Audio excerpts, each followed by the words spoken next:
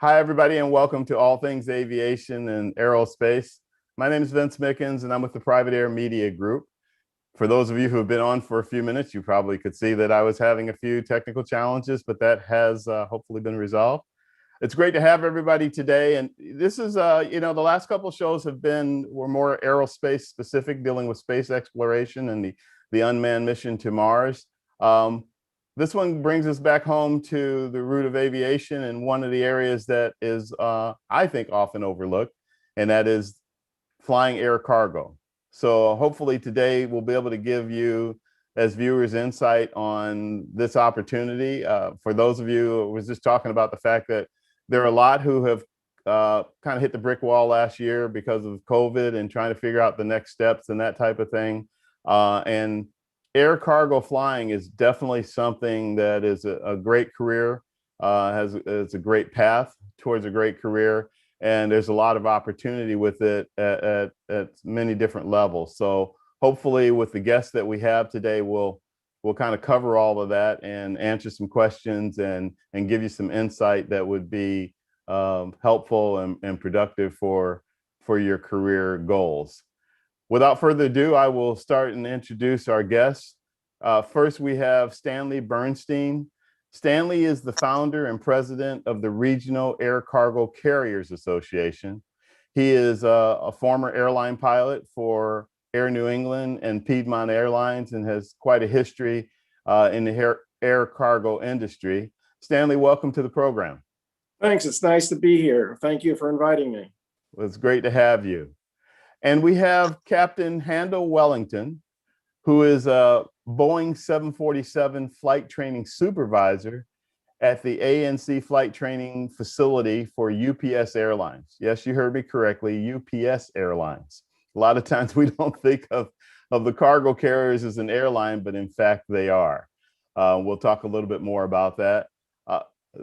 Interesting side note, almost, not really a side note, but another interesting aspect of Captain Wellington's career. He is also a Juris Doctorate law. He has a Juris Doctorate law degree, is an arbitrator and civil and domestic relations mediator, and is registered with the Georgia Supreme Court's Commission of Dispute Resolution. So outside of the whole flying thing, I think he might be able to share a little bit of legal insight for us as well. And then we have Jody Prior. Jody flies the ATR 42 and 72 for Empire Airlines. There's another one that you may not be familiar with, Empire Airlines, that does a lot of different things, including, of course, cargo. And she also teaches Part 121 ground school. Jody, welcome to the show. Glad to have you here. Look forward to hearing more about your background. Thank you. And we're glad to have today with us Josh Hernandez. Josh, I first met at NBAA, the National Business Aviation Association. So I've watched him grow from that internship at NBAA to what he's doing currently. And he's still just getting started in his career. Josh flies a 135 cargo for AirNet II in a Lear 35 and a Beechcraft Baron. And we were talking a little earlier, and he's also got some time in a King Air, and I think he said a Pilatus. And so it'll be fun to hear the early stages of his career and what he's doing. Josh, welcome to the program. Thanks for having me, Vince. It's great to have all of you guys on board with us today. And gosh, what a variety of backgrounds. But what I'd like to do to start with is I'm going to go to you, Stan, and ask you to tell us a little bit about how you got started into flying and how that led to getting into air cargo business, and also you actually being a founder of the Regional Air Cargo Carriers Association. Mouthful. Well, thank you for again inviting me, and I'd be happy to outline that for you. As a very young age, the aviation bug had bitten me when I was 14 and 15-year-old. I used to hang out at the fence at old Idlewild Airport in Kennedy, is of course now the new name, but sit there and watch all the airplanes. And I always remember a very fond moment. I was at the fence, and there was an Eastern Airlines DC-7 way back then parked there, and the crew was just coming out to the aircraft, and the captain noticed that I was looking at the airplane from the fence. And with a little wave of his finger, he said, "Hop the fence and come over here." And with that, I hopped the fence, and he obviously took me on a beautiful tour of the airplane, and most importantly, the cockpit. And from that day on, it was a sealed fate as to what my future might be. Of course, we can't do those things today, and young people that have aviation sort of get stuck on the remote ports of airports and have to imagine what it might be like. But I was fortunate to have the ability to start flight training when I was 16 years old. As each birthday came along, I was able to get a license that was appropriate for the age. And I started my career very early on flying charters out of the New York area. Was able to get some flight time doing that. Then went to work for Air New England, spent 10 years there flying all of the commuter-sized airplanes right up through the Fairchild 227. And then moved on to Piedmont Airlines, which I flew for a number of years, and that's where I flew the Boeing 737. I resigned from that company in the late 80s to start my own aviation company because I began to recognize that freight was a thing of the future. Smaller airplanes were just beginning to be used to serve the regional markets that the large freight integrators such as FedEx, UPS, DHL had. But as we all know, their large equipment does not fly into the small country locations and out of the way areas. So inevitably, there was a great deal of room for growth in the regional cargo areas to fill that void. As years progressed, I purchased a number of aircraft for my leasing company, leased them to small freight carriers who worked under contract to the big three integrators. And really, the rest is history. Today, UPS utilizes about 400 regional cargo aircraft that are all members of RACA, and about the same for FedEx, utilizes about 400. We have 50 air carriers. The vast majority are Part 135 operators, although there are some 121 operators. And they supply the regional role to the major freight and integrators. And as we all know, we've learned to shop very well on the internet. We've all become very accustomed to pushing that send button.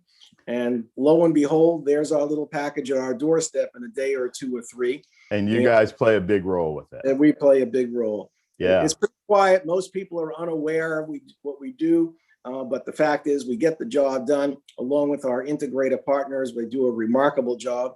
And also, I might add, it's a very stable industry. COVID has had, as we all are aware, a very negative effect on the passenger airlines, but the cargo business continues to boom, courtesy of the internet and all of the buying that goes on the internet. So let's talk about the career, because it's something, as we mentioned earlier, when these kids are in school, studying aviation, doing flight training, et cetera, their track is usually most definitely the airlines, secondarily corporate and charter, et cetera, and that type of thing. And so, we don't hear a lot of conversation. I'm just being candid about it. Excuse me. We don't hear a lot of conversation about cargo flying, but it is a huge industry. As you mentioned, it's really growing. And there's a lot of aspects. What's your perspective on that in terms of opportunities for the upcoming generation of pilots getting into the cargo industry? Well, the opportunities are great. As I mentioned just briefly a minute or two ago, the cargo industry has been a remarkably stable industry. As we look back on the passenger airlines in their most recent 20 years of history, there have been bankruptcies after bankruptcies. You don't find that with the big freight integrators. They're stable companies. They have excellent pay grades. They're a pleasure to work with. They're very professional. They're safety oriented. And their philosophy of doing business is one that cannot be questioned under any circumstances. They do a great job.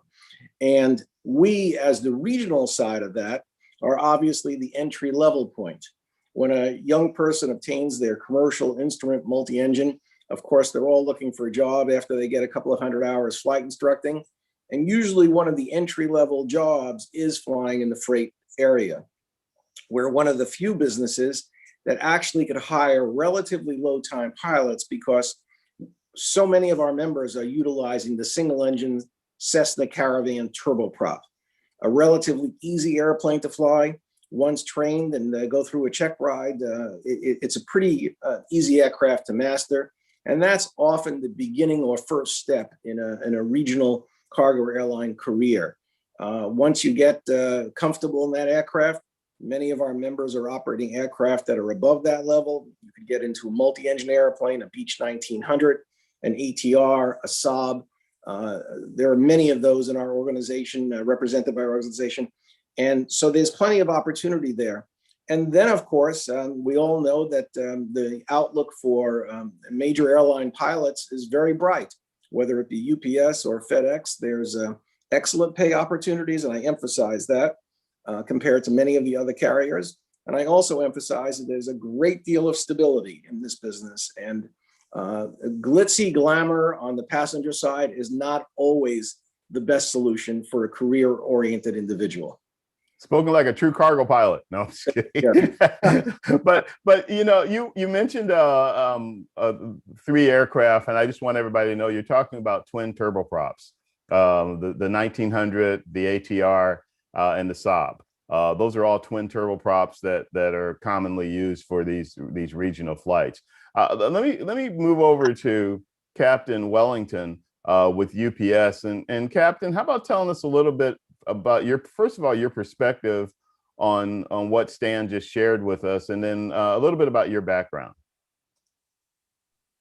Yes, I couldn't agree with Stan anymore. He hit the nail right on the head. It's a very stable industry, especially the evidence is now there now that we're going through this COVID period where the future is so uncertain. You can see where the stability remains in the cargo industry. And while the passenger airlines is going through a little bit of a turbulence, the cargo industries are sustaining and doing real well. Regarding my background, I started off my career in Walla Walla, Washington. I was a civil engineer student in Walla Walla College, and then I had a friend that took me on a flight to Boeing field.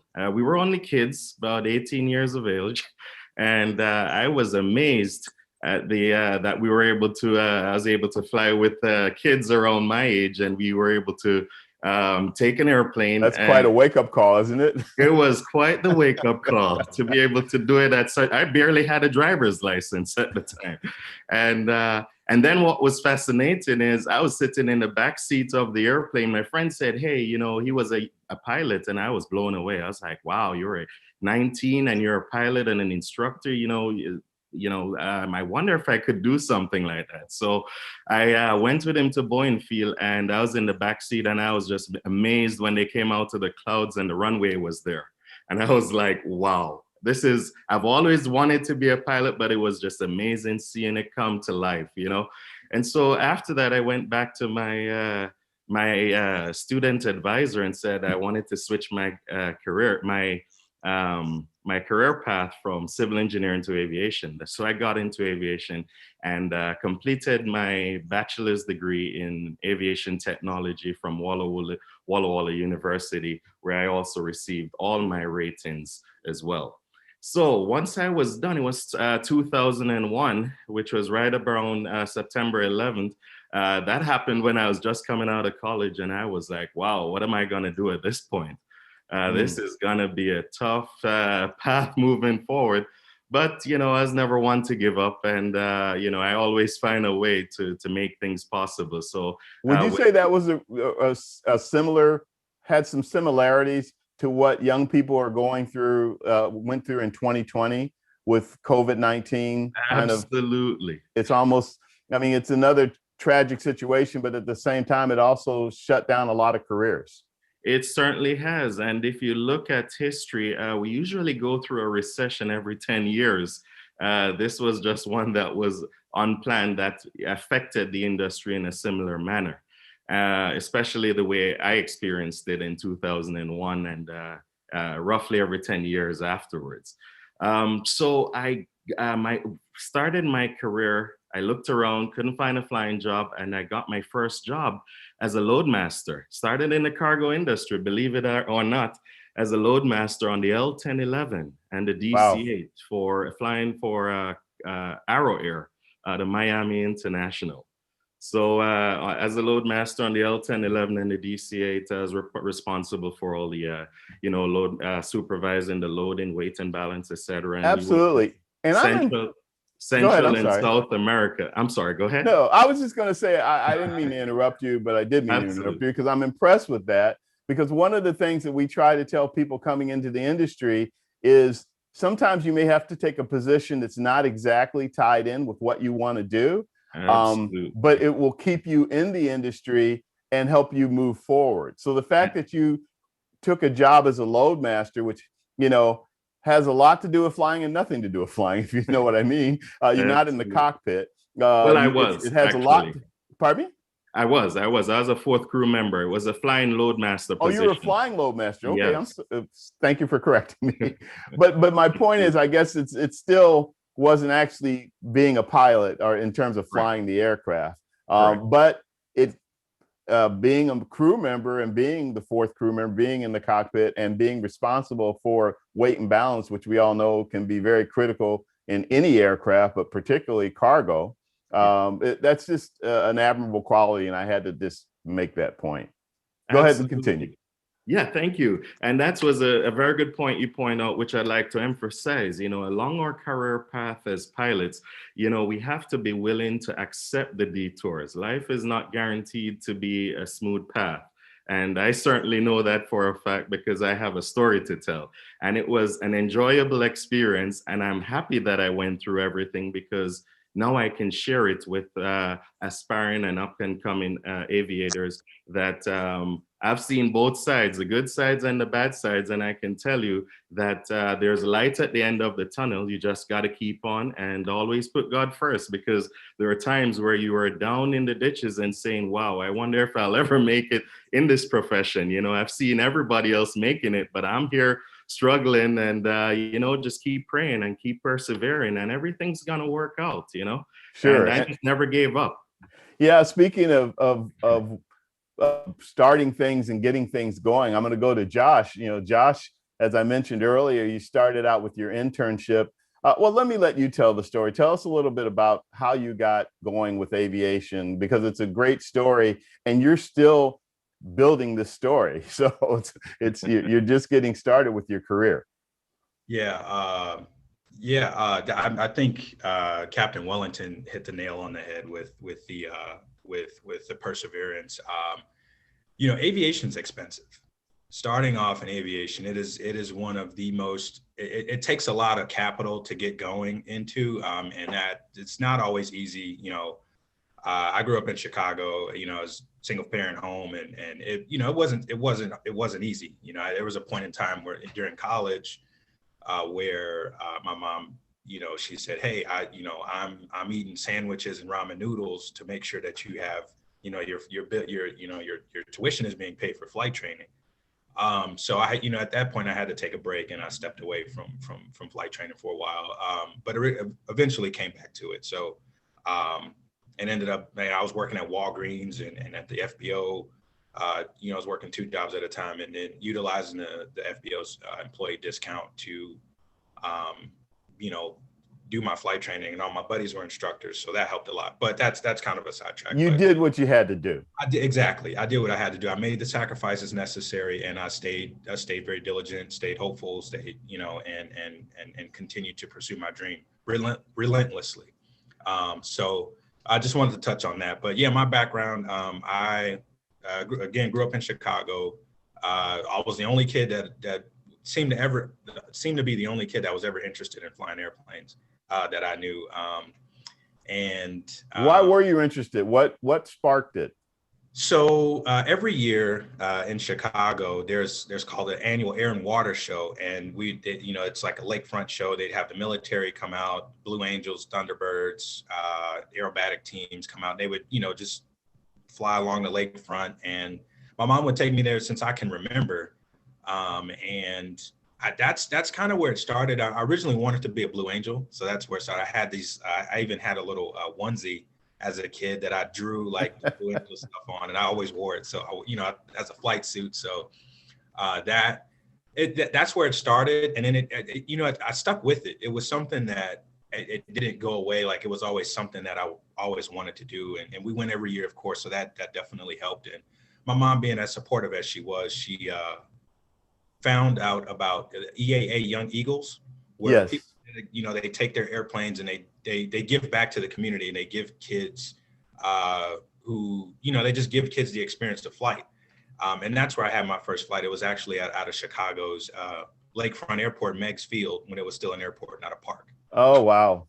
You just brought back a memory, Meigs Field. Yeah, that was a super tragic event. It was a perfect strip, why they did that. Well, anyhow, go ahead. Yeah, so that's where it started. And I met my mentor, who is my pilot, Steve Whitney. And he offered to, after the flight, he saw I was just so pumped about it. And once he gave me the controls, it was in a Mooney M20. It was red. It was red and blue. A hot rod. Red and blue stripes. Yeah, I remember it I remember the smell. I remember getting in it. I remember it being super cold, of course, in Chicago's lakefront in the middle of winter. But it was the most amazing experience ever. And that's really what drove it home. That's what put the, what made it stick. And he offered to mentor me. And from there, he had been exposing me to aviation throughout the years. And eventually he sent me an internship that MBAA had opening in the operations division. And I looked at the job description. I was like, they're not going to hire me. They want. Did you even know what MBAA was? I had no idea. It's like the National Business Aviation Association. I was, so I did some research, and I was like, oh, okay, this is cool. Like, I realized that they advocated and created a lot of. It sounded like such a large organization. I'm like, oh my God, the job description sounds crazy. They're not going to hire me. I don't meet these qualifications. And he was like, just send in an application, send in your resume, apply, and we'll go from there. And I interviewed, got the job, and hands down the most amazing experience I've had. I was able to meet so many people and get exposed to so much. And you learned about another aspect of the industry. You learned about business flying. I did. I learned, I was, and I didn't know that MBAA, it seems like a big organization, but it's a very small organization, but yet they do so much for the industry as a whole. And that's what kind of got me really going in business aviation. And there I started to learn the language of business aviation and aviation in general. By that time, I'd only had my private pilot's license. And once I left there, I was able to win 2 scholarships, go to conferences, network with a ton of people. And again, I was a sponge. I made it my job to learn everything I could, and took that, went back to flight training, worked at the FBO, built my time there, and networked again. And from there, I was ended up in the right seat of a King Air 90, a PC-12. Eventually, I flew skydivers in a 182, aerial survey in a 206, and then I got hired at a charter company flying a Citation XLS. And now I'm at a cargo operator flying radio pharmaceuticals, Lear 35 and Beech Baron. So your determination is really to be admired, because you're talking about going through several iterations of flying to get to which we'll talk about in a second, to cargo. But you just said you flew a King Air C90, I think it was. Yes. Yeah, C90 and the Pilatus PC-12. You said a 182 for skydiving. Mm-hmm. So that means you only had 2 skydivers on board, right? It was a stretch sometimes. So, well, the 182 is a pretty good utility aircraft, so that was good. And then you named another aircraft after that. The Citation XLS and XLS. Oh, the XLS. Okay. All of those aircraft. In what length of time did you have those experiences? Oh man, I want to say it was all within. I started the survey job in 2018, so roughly 3 years. Okay. Over 3 or 4 years, give or take. So yeah, it happened really quick, and I think I think my determination was a big part, but also the network I was able to build. Aviation is really, I can't stress that enough. I think the networking and me being able to learn the language of the industry and how to operate and move within it really plays a big role. And also the humility aspect, you know, putting yourself out there to go in and shaking hands and talking to people and being Absolutely can take you far. It can take you so far, so far. So I can't stress that enough.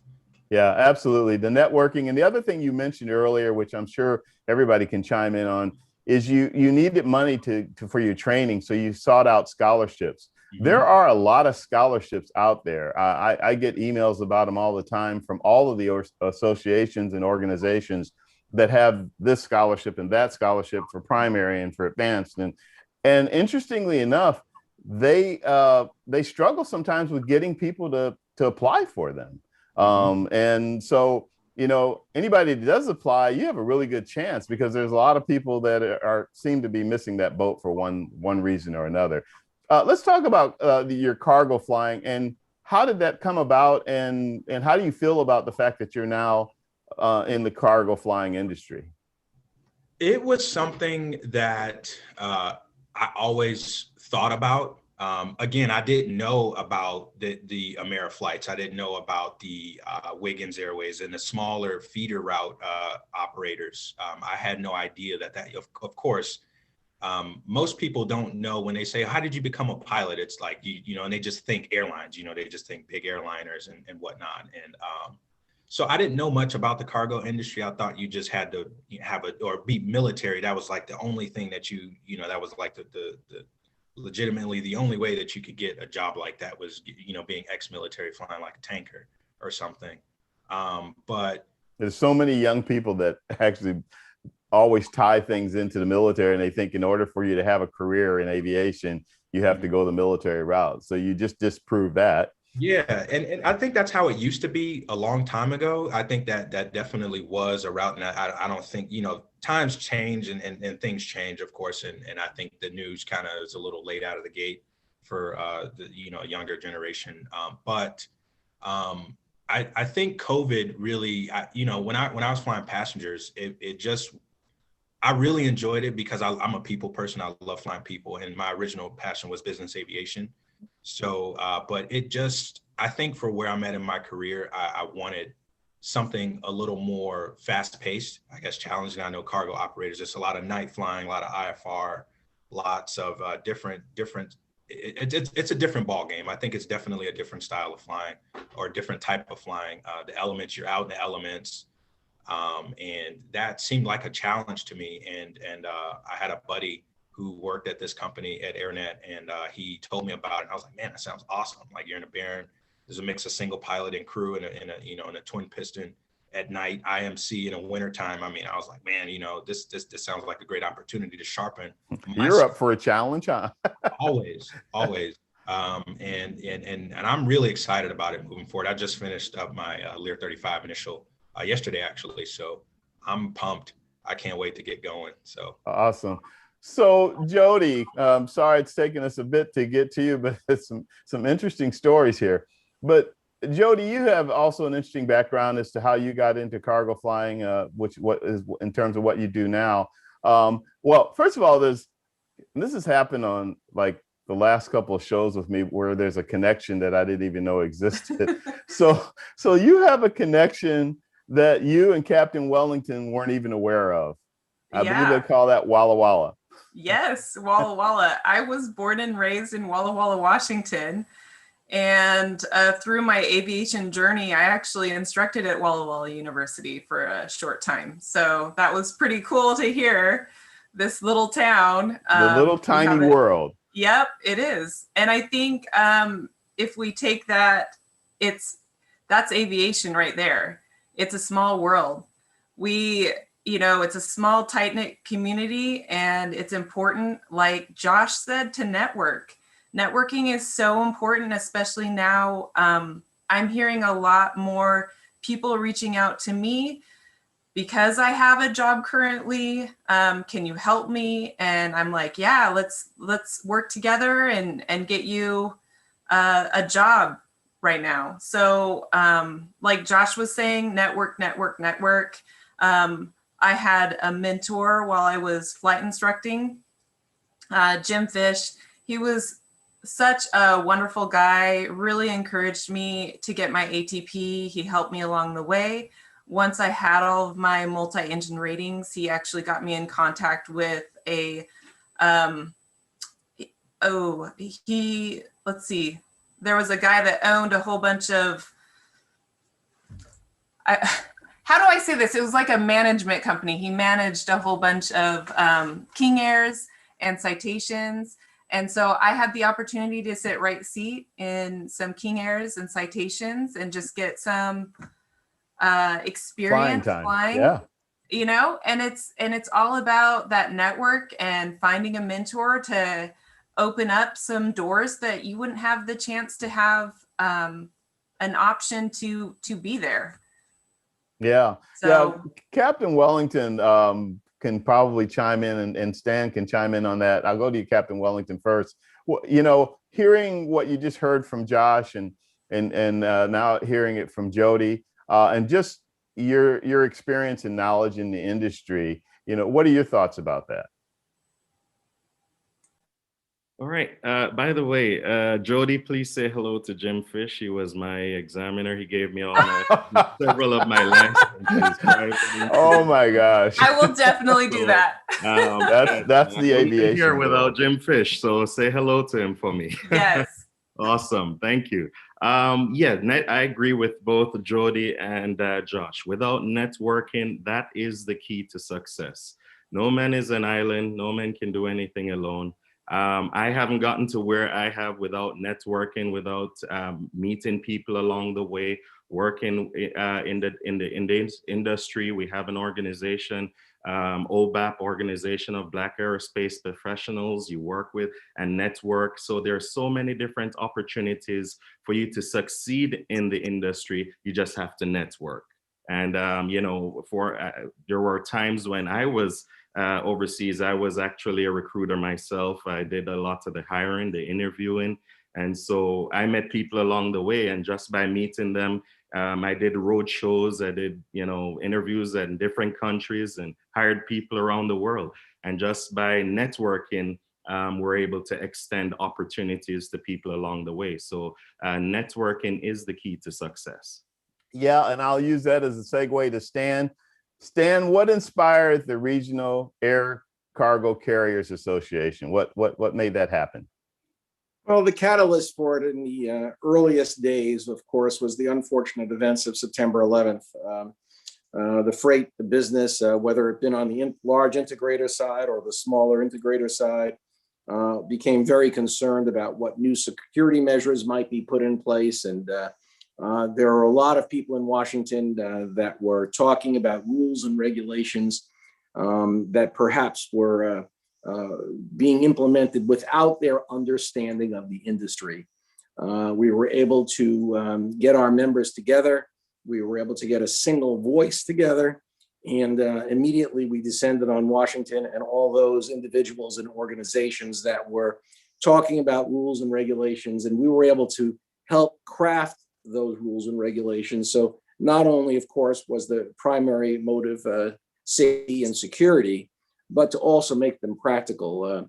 We didn't want to have the safest cargo industry, but there were no airplanes flying because no one could afford to fly them. So we were able to strike that balance, and we're very fortunate to have been able to do that. And then, of course, as most associations that have the ear of Washington, we became very concerned about the pilot shortage that was developing.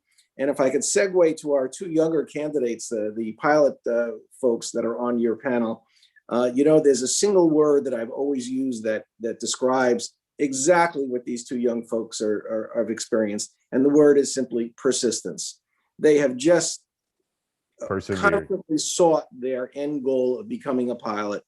And we could talk to a dozen pilots, and all dozen of them will have different career paths as to how they reached that pilot seat. Every one of them being different, but everyone unique, but certainly it got them to the job that they desired and they deserved because they worked so hard to get it. So I always commend those people. Certainly the numbers of military people coming into the industry have declined dramatically. And if I could just segue a little bit to the future for all of these young people. Please. Very bright. As we all know, the hiccup of COVID has caused the major passenger airlines to contract quite a bit. But with that contraction, I think we're in the process of developing what I would call the perfect storm, developing for pilots. The number of pilots that are older, that are 58 plus, many have taken early retirements and have reduced the number of available pilots to return to work down the road when COVID passes. As a result of that, when airlines do return to their full strength, there is going to be a very dramatic and profound pilot vacancy situation evolving. Thank you for sharing that. And I think that these young folks are in exactly the right position, gathering up their hours, gathering up their 2 or 3 or 4 years of experience flying for cargo. And then the door will be wide open to them to careers in aviation that people only dream of. So I admire you for staying the course, realizing that this is just a little bump in the road, but stay there. And at the end of the road, there will be great benefits because of your persistence. So let me take advantage of what you just said. First of all, I'm so glad you brought that up, because there was a lot of conversation back in my MBAA days about the upcoming pilot shortage. At that time, it was everybody prior to COVID was trying to figure out, what are we going to do, because there's going to be so many. And you said it so eloquently about people retiring early and things like that. It's just going to open up a plethora of opportunities in the industry. So I want to take a minute to give Jody and Josh an opportunity to ask either one of you directly a question that they may have in mind about their career moving forward. Do you guys have something you want to ask either Captain Wellington or Stanley? Go ahead, Josh. Oh no, Jody. Go ahead, Josh. That's fine. Okay. That was one of the questions I asked my company when I had gotten hired. How did you fare in the 2008 recession, and then two with this recent the COVID thing? And they said in 08, I think they were their own company. They just had gotten acquired by Kalita, I think after 08, sometime after 08. But I still think that they did okay, and that was something that was a little that I was concerned about moving forward. But I see it that, you know, with the invention of Amazon and so much online shopping, cargo, I don't think is going anywhere anytime soon. But just since I forgot how old I was in 2008, but I know you guys have been in the industry. What was that like for the cargo? And because I know that, you know, we just had the COVID thing, but I can only imagine that it's either around the corner or coming soon, a correction. I could be wrong, but I know it's going to happen eventually. So can you guys expound on that, just moving forward, as to what you know, what we have to look forward to moving forward? Well, I'll begin by saying it was quite challenging for me. I was not at the time. I was in the passenger industry. I was not in the cargo industry at the time. So I can only speak from that point. But I'll tell you, it was pretty much the same. It was very challenging for a lot of folks during 2008. I was gainfully employed with Spirit Airlines on the 320, and just a lot of airlines went bust. And so I was one of those that got furloughed, and so I had to start my pursuit of starting over again, and with lots of uncertainties. Didn't know how it would end, but I never allowed that to detract or take away from the fact that my end goal was to become maintain my path and get into the aircraft again. And so I kept with it, and it was challenging, but it was successful in the end. As you can see, I bounced back. I went to the regionals, and then from there, and this was during the time of 2008, 2009, 2010, right around that same period. And that's where opportunities opened up for me overseas, where I flew 320s, I flew 777s, I was flying 777 cargo as well. So, around the world, 6 of the 7 continents worldwide. So It was challenging, but I am here to tell you there is light at the end of the tunnel. So don't worry about you. Just enjoy the journey. Whatever you go through now, just sit back. Enjoy the flight. Enjoy the ride. Right? There is light at the end of the tunnel. And I promise you, if you persist and you will persevere, don't give up. I'm testimony of challenges and a success because I have not given up. Stan? Well, I'll chime in on that, certainly. And I have to go back to the points made earlier that the large major integrators that we see today, the FedExes, the UPSs of the world, are extremely stable companies, well-financed, operate nothing but the best quality of equipment, the best training, and have a great philosophy towards their employees. They're less volatile than the passenger airlines, as we've just seen from COVID. But that's not to say that a passenger airline isn't going to be around for a long time. There'll be, just as the expression goes, perhaps a few more ups and downs if you choose that path. Flying at night, flying cargo, flying internationally, there's a great deal of pleasure that could be had there. Again, the equipment has been nothing but first class in our industry. And I would recommend a career in cargo aviation as being high on anyone's list of desires. So I would encourage you, stay the course, recognize that there'll be a bump or two along the road, but then again, what career doesn't have a bump or two in the road? And we're no different from any other career. But long-term stability is here. I think we've reached a point where the American public and the world utilizes cargo aviation on a daily basis in their everyday needs. And above all, when we talk about business in the world, we've seen corporations establish warehouses at the hubs of the major freight companies because they recognize that overnight shipping is the future. They no longer maintain regional warehouses when they could have it at a single hub. We all expect our package overnight. We have a new way of thinking that we've evolved in. Technology. Overnight, we expect our package the same day.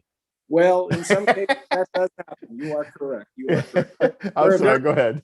We're an impatient society, and thanks to cargo aviation, we've been able to satisfy that need.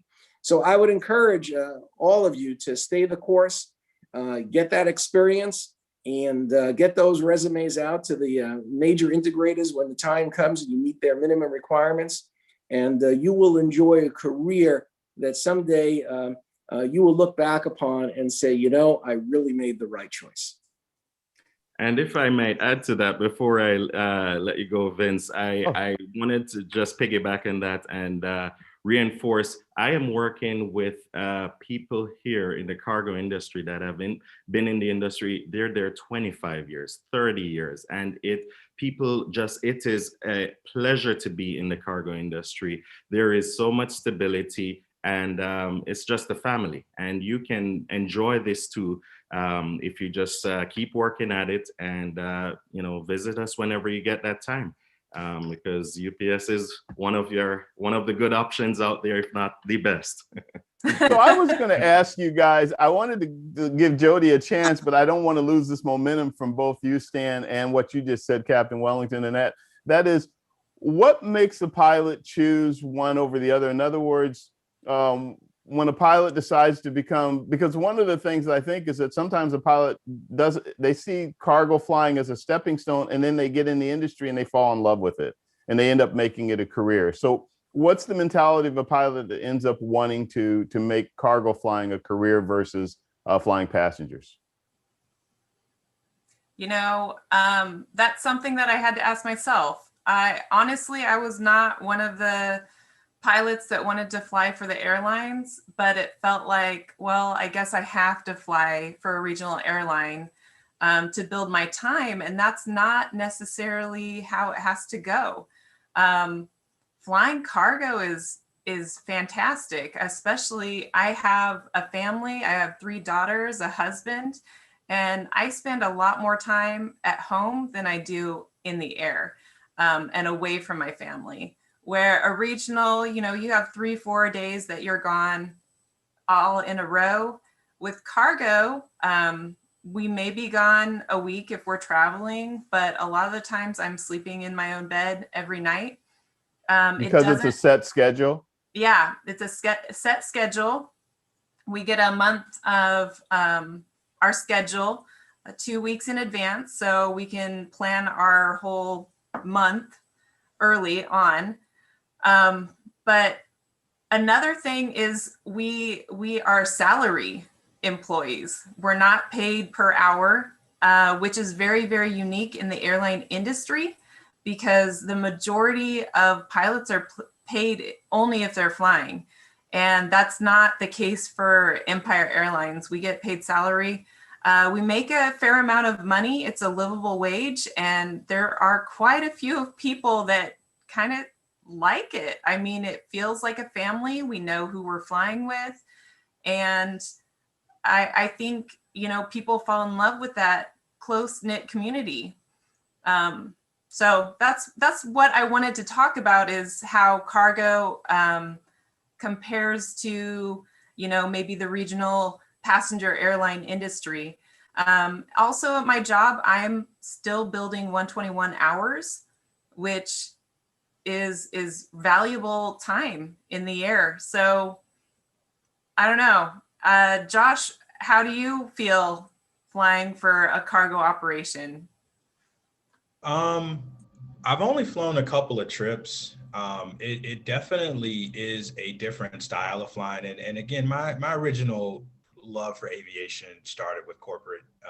I love the way a Gulfstream looks on the ramp. I love the way a Falcon looks on the ramp. I love the way a Global looks on the ramp. And that's been my long-term goal for a really long time. And that's kind of what I'm afraid of with coming into cargo, is looking, you know, is falling in love with it. And I know it's going to be a great experience, and I'm going to enjoy every step of the way, like Captain Wellington and Stan mentioned, you know, enjoy the journey. But it is something I really look forward to, because it is a different style of flying. And having flown a little bit of corporate, I'm very interested to see the big differences. You know, of course, I'm going to be flying boxes, and boxes don't talk, and boxes don't need a whole lot of attention. But it is something that I think maybe will happen. I just I have to see how it plays out. But I am excited to learn this style of flying, and I think it's going to make me, it makes most people great pilots. I mean, you see a lot. You know, I can only imagine flying international, you know, at God knows how much weights in the back, and you know, you're dodging thunderstorms. You got to worry about equal time points, and you know, crossing the nat tracks, and doing all of this. Like, it's just so much to consider, and fuel planning and whatnot. So I'm excited to see it moving forward. But I guess in a couple of years, I'll let you guys know how it's faring out. So Jody, was that what you wanted to bring up? The very same thing I was just talking about? Yeah. You know, like you said before, cargo airlines, we don't get a lot of coverage. I mean, it's all about the regional passenger. Even when I mention to anyone that I'm a cargo pilot, they say, oh, do you want to fly commercially for, you know, passengers? Like, it's a step up. And I'm like, well, we're actually at the same level here. But Dan, people don't do you hear understand. that all the time? Yeah. Mm-hmm. Yeah. And I guess, do you hear that also, Captain Wellington? Yes, indeed. But I've been on both sides of the spectrum, and like Jody says, they're just equal. It's just a matter of preference, you know. They offer different styles, as Josh has mentioned. So it's just a matter of preference.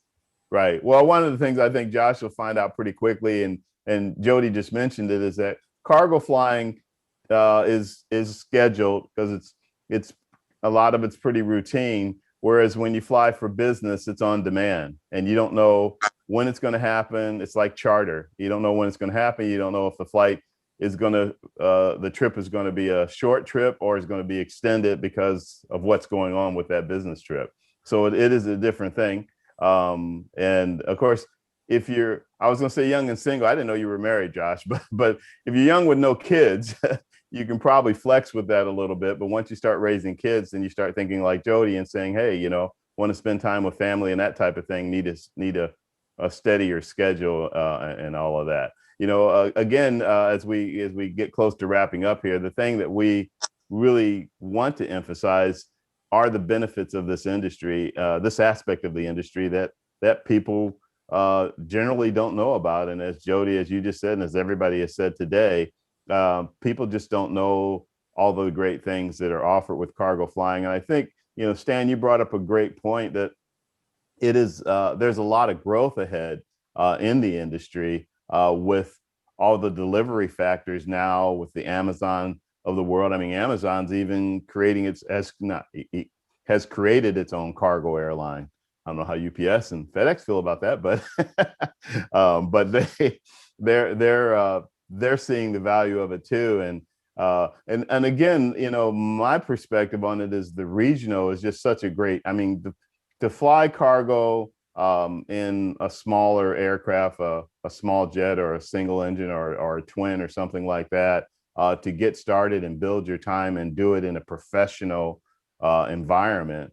You know, part 120 and part 135, et cetera. That's just, it doesn't get any better to me. And back to Stan's point, there's so much ahead for careers as pilots it's going to be wide open probably by next year when the COVID factor is behind us and the industry just gets back to normal. And a lot of people bailed during COVID, just retired early, as you said, Stan.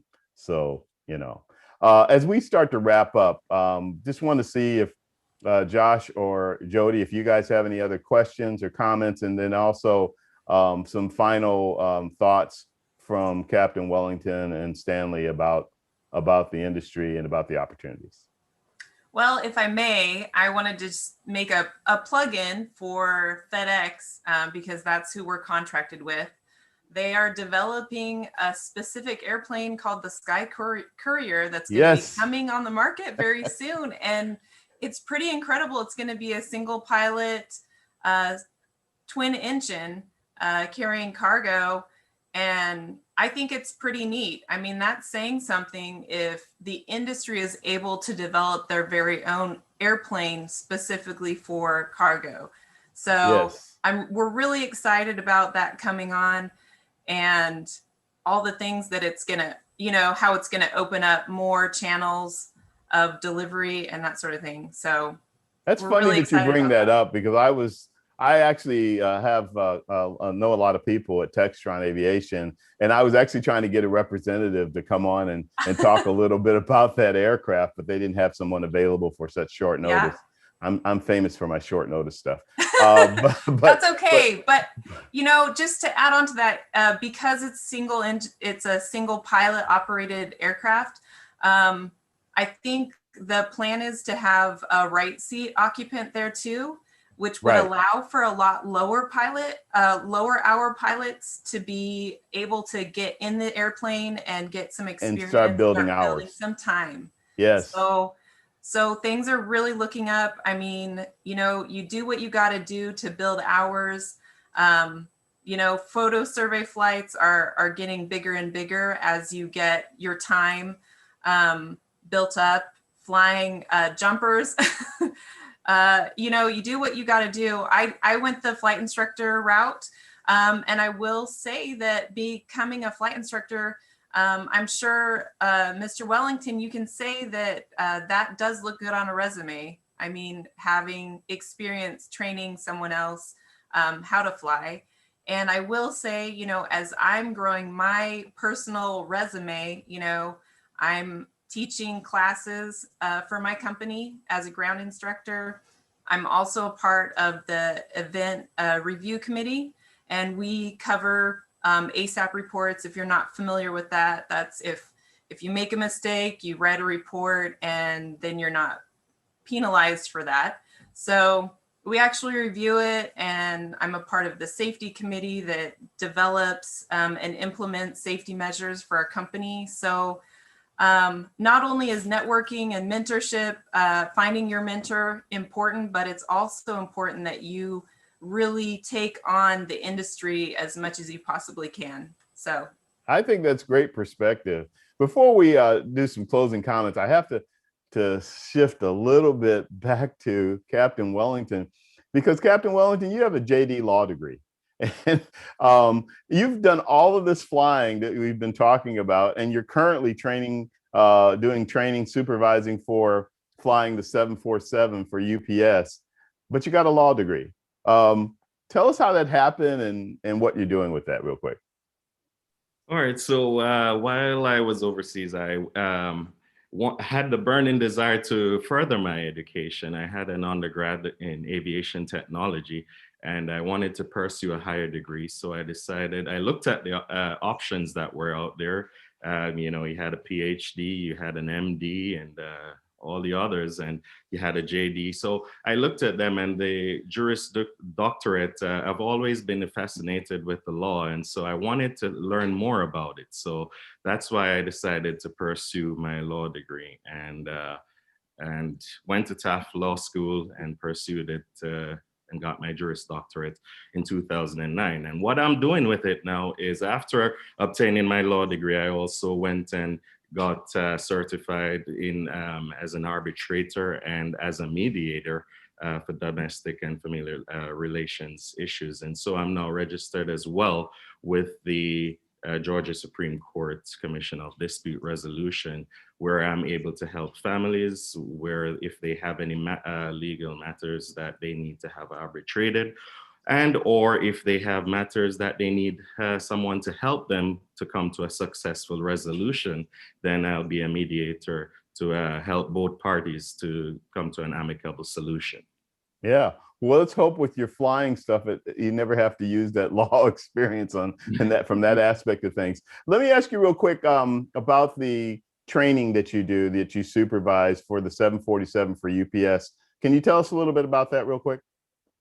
Yes, I am a flight training supervisor and also a 747 instructor. So I teach basically recurrent training for all the 747 pilots, captains, first officers, when they need to go through their recurrent training events, whether they be 6 months or yearly annual training events. So basically, they'll come up to Anchorage.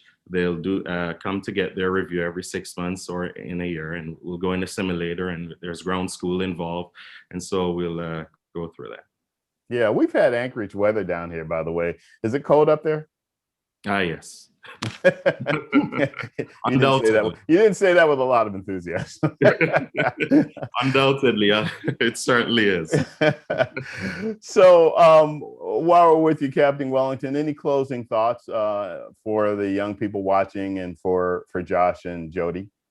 Yeah, absolutely. If you're ever have the desire to have a lifestyle and a career where you're able to control your quality of time that you're able to spend with you and your family, and if you're interested in a career that gives you the flexibility of seeing the world, you know, and flying different equipments and working with different people of all different nationality, then definitely cargo is definitely one of the ways to go.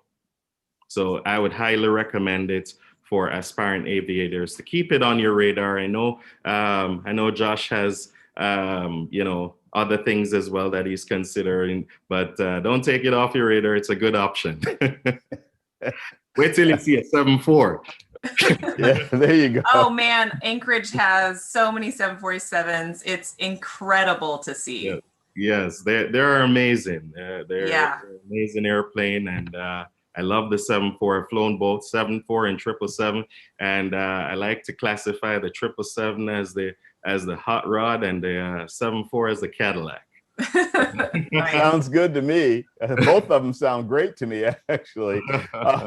Stan?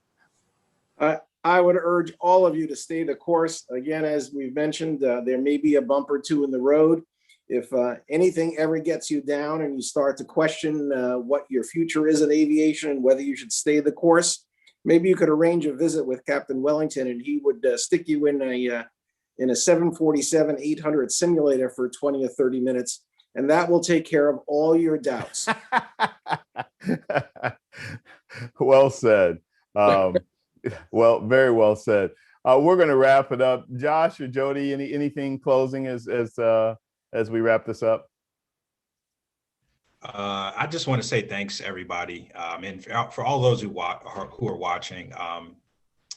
It's aviation's a beautiful industry. I mean, there's so many avenues. I've been blessed to have been able to walk down so many avenues and experience so many styles of flying and different types of flying. I would encourage everybody to just reach out. Those who are watching, just reach out, ask questions. I'm sure everybody on this call will be happy to sit down and help. And if we don't know the answers, we know somebody who will. And again, that'll help build networking and at least keep your name fresh in people's in minds at least. Also, I want to thank everybody on the panel for coming and sharing you guys' experience. I really appreciate it. Very motivating moving forward, and look forward to hopefully meeting you guys in person. Well, everybody wants to meet in person as soon as possible. We all can't wait. Miss going to all the aviation events and conventions and conferences and air shows and all that good stuff. So looking forward to that very much. Jody? Yeah, I also want to say thank you for all you guys for sharing. It's so cool to meet pilots that have similar backgrounds. Captain Wellington, I had no idea that we would have something in common. So that was really, really neat. And yeah, stay the course. I mean, go to those aviation conventions. That's the best advice I can give you. Get networking, have mentors for those days that you feel down. And I don't know that this is going to be it. I will say I am a mom. I did take 5 years off and I'm back at it. So just because you have a setback and you have to find a job that's not exactly aviation related, that doesn't mean your dream is over with. I'm still going. I want to fly internationally. So I'm looking forward to moving on further in my career also. So thank you, Vince, for inviting me to this. And I'm so glad that we were able to do this today. You're welcome. And Captain Wellington, I guess that's somebody else that's going to want to come sit in the 747-800 sim. I mean, I wouldn't say no. And take a peek at it. Absolutely. No.